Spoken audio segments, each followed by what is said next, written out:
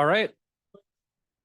Hope you had a good coffee break. We are out of dark mode, and we will now begin our final talk session of the day. We have two talks and then some closing remarks. So please take it away.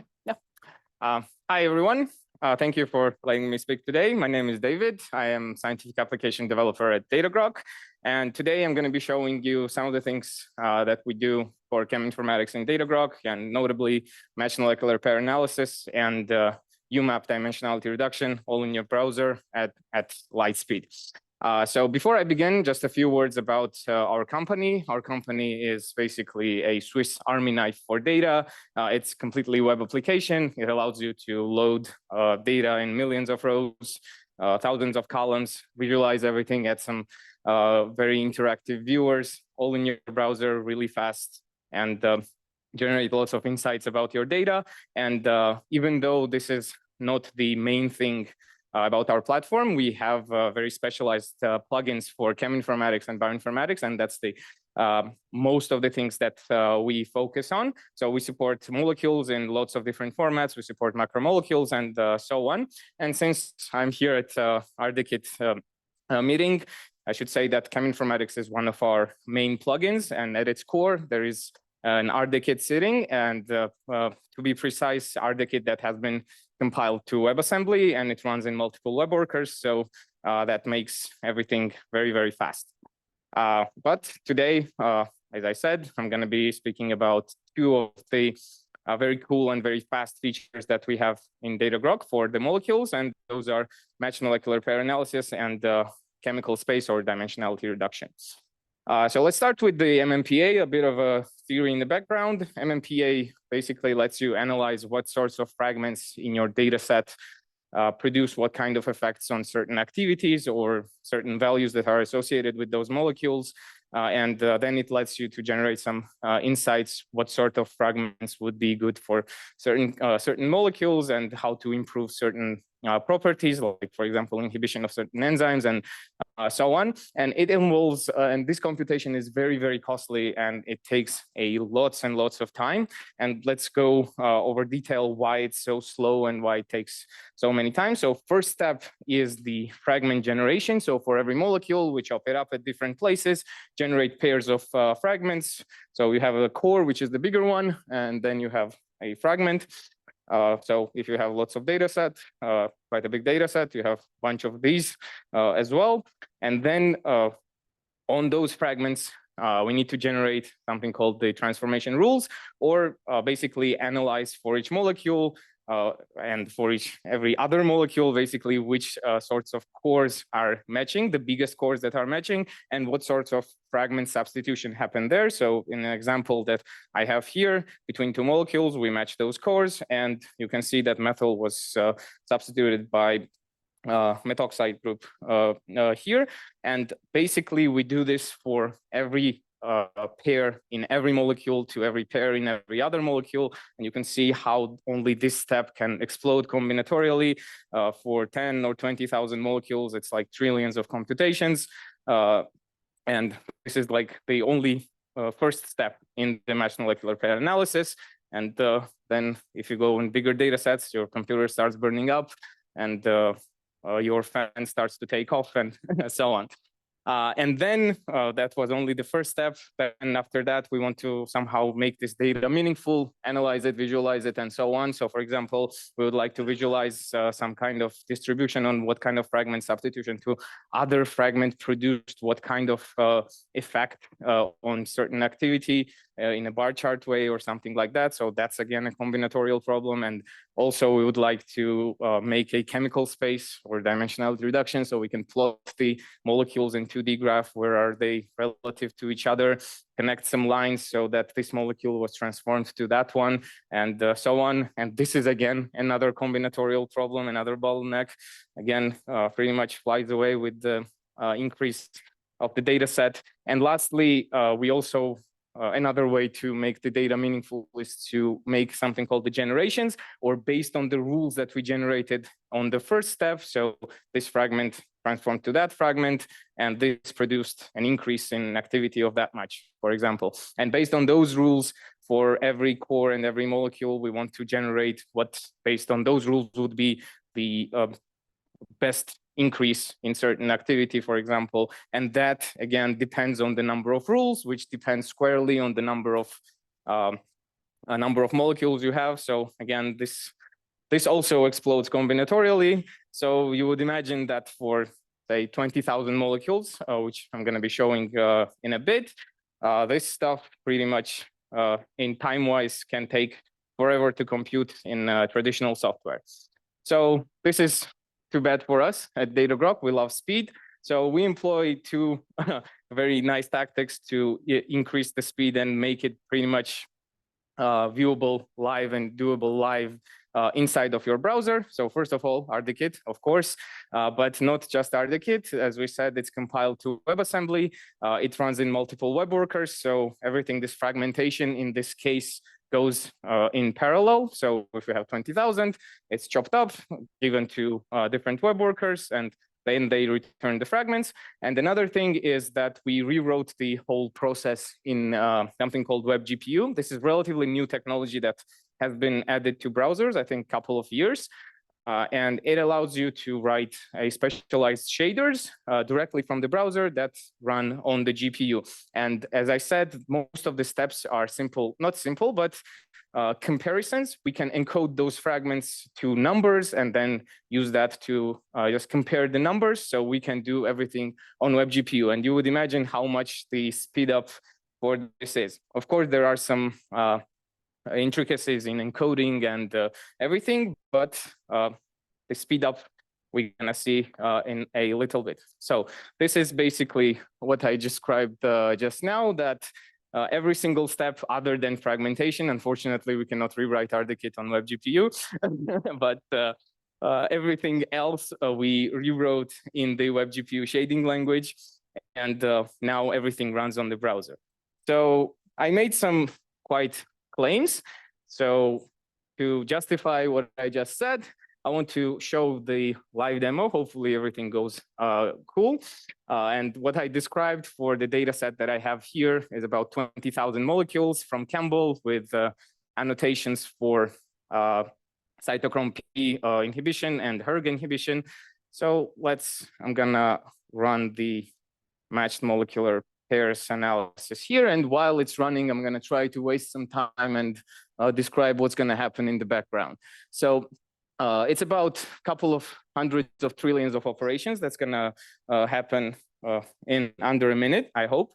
But first of all, as said, it's gonna send this 20,000 molecules to RDKit. RDKit's gonna return fragments. So on average, I think it's like 10 fragments per molecule.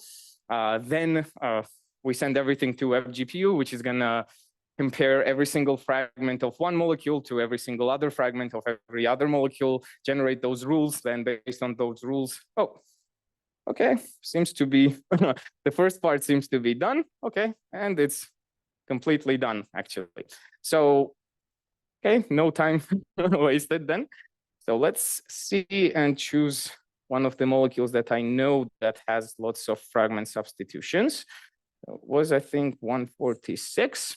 So if I click on it, it's going to show me what kind of substitutions went on for this molecule. So here, an azide group for a bunch of different other groups. Not azide, sorry, cyanide. But on the bottom here, it also shows me which other pairs had the similar substitutions, and I can see it for every other molecule. It also shows me the differences for each of the activities that I have selected. And if I click on any of those, which are also highlighted, the substitutions I hope you see on the screen, it's going to also select me these molecules in the data frame and show that. I also have the fragments tab, where I can limit the number of fragments threshold here. And it also shows me a bar graph for each of the substitution pairs in a nice way, where I can see basically which substitution relatively to each other produced a bigger activity jump on average. Then I also have the Cliffs tab, where it's basically a filtered chemical space where I can zoom into some of the place to view better. So let's zoom in somewhere. Okay, that's not the best place. So let's zoom in here. Okay, let's zoom in a bit more. Oh, okay, that went wrong. Okay. Yeah, there. So if I zoom enough, they are going to transform into molecules, and I can see the arrows going from one molecule to another, which means that there was a substitution. I can hover over some of the lines and show me, it's going to show me exactly what kind of substitution happened. So this is the problem. Actually, sometimes the MCS calculation lags and it doesn't show me, but generally it shows in the tooltip what kind of substitution happened. But if I open the context panel, I think there should be that. Oh, there. So in the context panel, it shows me from what molecule we went to where and so on. And I can filter the minimum activities for the points, which can lower or make higher the number of points that I see. And I also have the generation tab where you can see exactly what I described. So for each core of every molecule, it's going to try to find the, based on the rules that we generated on the first step, try to find the best, basically transformation rule that's going to produce theoretically for the best increase in the activity. So for example, for this first one, it found that from methyl to this group, substitution would produce the highest jump, and the generation would be this molecule. So can hopefully make it a bit bigger. Okay, like that. And I can see that it generated this molecule, and I have a bunch more. So I think it's going to be about 40,000 generations that it generated. So for 2 activities, for every molecule, it tried to generate the best variant. So that is it for the MMP. I'm going to go back to the presentation and show some of the benchmarks. So we compared to the CPU times. I could have put those 2 bar graphs together, but then the web GPU times would be just horizontal. You wouldn't see any difference. But you can see that we also benchmarked for 200,000 molecules, and this is for the transformation step. And while on CPU, it takes about a couple of hours, on web GPU, it's 200 seconds or so. And on the right, you can see the line chart where the CPU just flies away somewhere, and the GPU is horizontal. If you can see on the bottom, that yellow one, excuse me, that yellow one is the time for the web GPU. And same goes for the generation, but generation is dependent on the number of rules. So it starts flying a bit later. So at around 40,000, they are very close, but you can see that as we go to 200,000 or more, basically CPU flies away, GPU is pretty much horizontal. Just as a reminder, everything is in browser, no server involved. So for 200,000, half an hour for CPU, 16 seconds for web GPU. And now I think I do have time for another part of my presentation, which is the dimensionality reduction. So many of you before presented slides with the chemical space, and probably you would also know how much time this takes usually. And especially if you have large enough data sets, 20,000, 50,000, 100,000, 500,000, it could take pretty much forever. And we had lots of use cases where scientists needed to adjust some of the parameters. So for example, for cases where a distance function between the entities needs to be adjusted, what they needed to do is start this overnight job for the chemical space or sequence space, wait for a day maybe, and then find out that their parameters were wrong. They needed to adjust and need to wait another day. So again, that doesn't work for us. We want to do everything much faster so that they can visualize pretty much immediately the result. And again, what we did was rewrote everything on web GPU, including the distance functions and the nearest neighbor generations for UMAP. And these distance functions are basic ones for the fingerprints like Tanimoto, cosine, SOCAL, asymmetric, and so on. And also we have ones for the chemical, biological sequences, proteins, and so on. So again, another demo time. So hopefully here as well, nothing goes wrong. So I have here a much larger data set of about 100,000 molecules. And you would probably know how much this would take if you run it in a conventional program. So I can select my molecule here. I can select what kind of fingerprints, what kind of distance function I'm using, and some other UMAP hyperparameters, and so on. So again, I'm going to let it run, and hopefully I can make it to explain what goes on. So first it goes to RDKit, again, retrieves the Morgan fingerprints for 100,000 molecules. Then it loads everything to the WebGPU, and WebGPU compares every fingerprint to every other fingerprint using Tanimoto distance. So that's a couple of hundreds of billions of operations there. And then it starts doing the UMAP based on this KNN. Well, UMAP's initialization is quite long, doing some matrix multiplications and so on, and then the whole gradient descent loop. And actually, it's now already finished. It's now doing the coloring and clustering. So hopefully in 3, 2, 1, yeah, there. All right. So you can see, and again, this was in browser, no server involved. Actually, what I wanted to do is to turn off my internet, but then the Zoom wouldn't work to make sure that I'm not lying. So basically, it produced a sequence, chemical space for 100,000 molecules. I can zoom in somewhere here, for example. Everything is very interactive, by the way. I can click on something and it shows me on the grid, and vice versa. I can select a cluster and I can see that similar molecules end up together, and so on. And I can select a smaller cluster. Maybe these ones have more similar molecules, and this is a synthetic data set. But we did check with the original UMAP in different implementations like sklearn and JavaScript and so on. The results are pretty much the same. Okay, so that's about the UMAP. And again, benchmarks for the KNN computation. Well, we tried up to 50 or 500,000. We actually did 4 million as well. It works in the browser. It just doesn't make sense to show it here. But for 200,000 on the bar graphs, you can see I have the single core, multi-core, and WebGPU comparisons. And compared to single core, it's 300 times improvement in speed. We also had iteration before that, we had the multi-core implementation, which was quite fast, but again, not as fast as the WebGPU. And just to mention, I don't have very fancy GPU here. It's 3060, plus it's a mobile version. On the better GPUs, it's even faster. For the UMAP itself, it received also a quite hefty improvement in speed. So for, I think it's 500,000.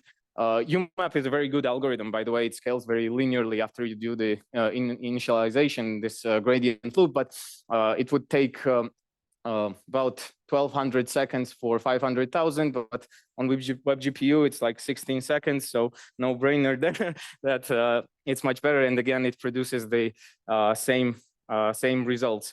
And again, just to mention, I think NVIDIA does have in their Rapids library the version for the CUDA, but again, it's only for the CUDA. That's one thing. Again, another thing is that it does not support those complex distances that we have, like Tanimoto, like Needleman-Wunsch for biological sequences, and so on.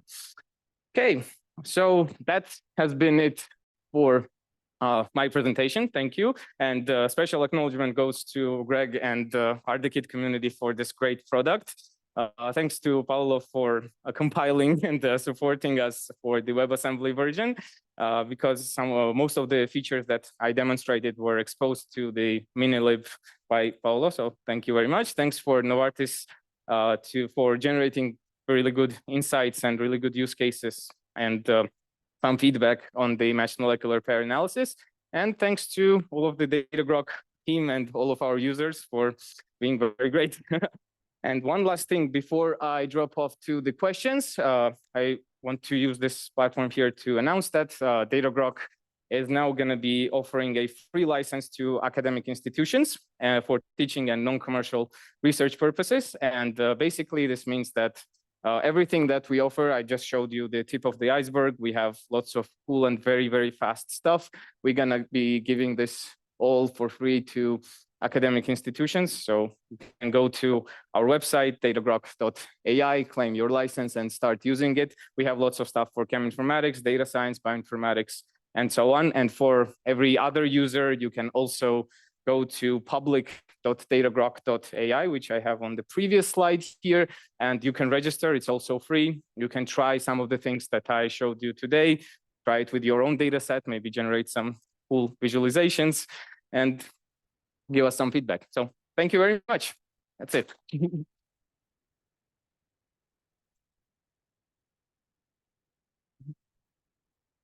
All right, we have time for quite a few questions.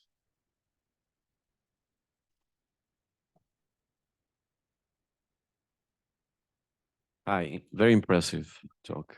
I'm trying to understand your unique selling proposition. So it's higher speed. Okay. And everything runs locally. Yeah. Without any intermediate server intervention between the user and the browser. Yeah, for this example, yes, but generally Datagrok, we can do both at Datagrok. We have some functionality on the server, but we try to do some or most of the heavy lifting on the client's browser. But if client desires or whoever desires, they can run programs that run on server and we can communicate with the server. So we do both. Good. But in principle, your solutions, they don't do anything differently than the available solutions, right? No, that's the point, that we do the same, but much faster. The same, but fast. So that's the unique selling proposition. Yeah. And also locally. Yes. So the client doesn't need to share sensitive data. Exactly. Yeah. But again, I think 100 times improvement in speed is quite a good proposition. Yeah, it's impressive.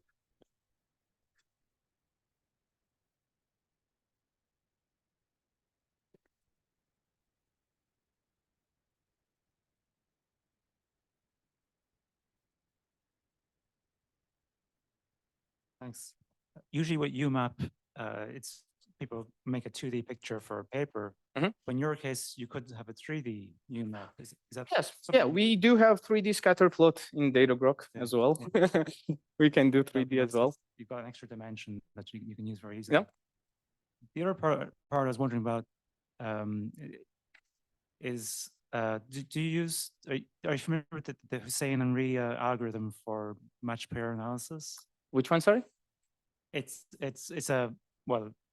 been published a few times, but Hussein and Rhee published an algorithm which doesn't need to do the pairwise comparisons that you're doing because you mentioned the trillion comparisons over 2,000 compounds or 20,000 compounds.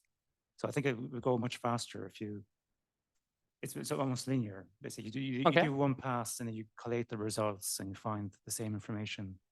Oh, so okay. We definitely need to look into that. It's in the order. Okay. Yeah. Point for us. Thank you. But we don't have it right now. Yeah. But it does it produce the same sorts of results like that can. Oh, okay. Yep. Thank you for a suggestion. Yes. Very nice presentation and very nice results. Just a technical question. Does it also work on Apple Silicon? Or, yes, it does. And surprisingly, it was even faster than 3060. So I recently tried it on the M2 Pro, and it was actually I think 2 or 3 times faster than this.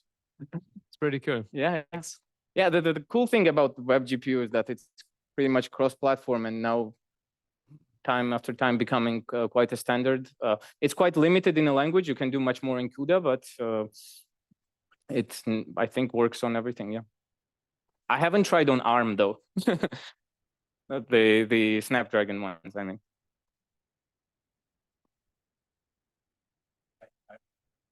Yeah. Talk too much. It is true that I talk too much. I'm going to be paying for it too. This is from Discord actually, and I think I know the answer to this, but just to be clear. Okay. Everything you just demoed was running on your laptop. And Yes. You did not need the DataGrok server to do what you just showed us, Exactly. right? That's Okay. why I wanted to turn off the internet to show this, but It would, then I couldn't present. it would have been a very boring demo at that point. Yeah. Okay, thanks. All right, well, let's thank our speaker once more.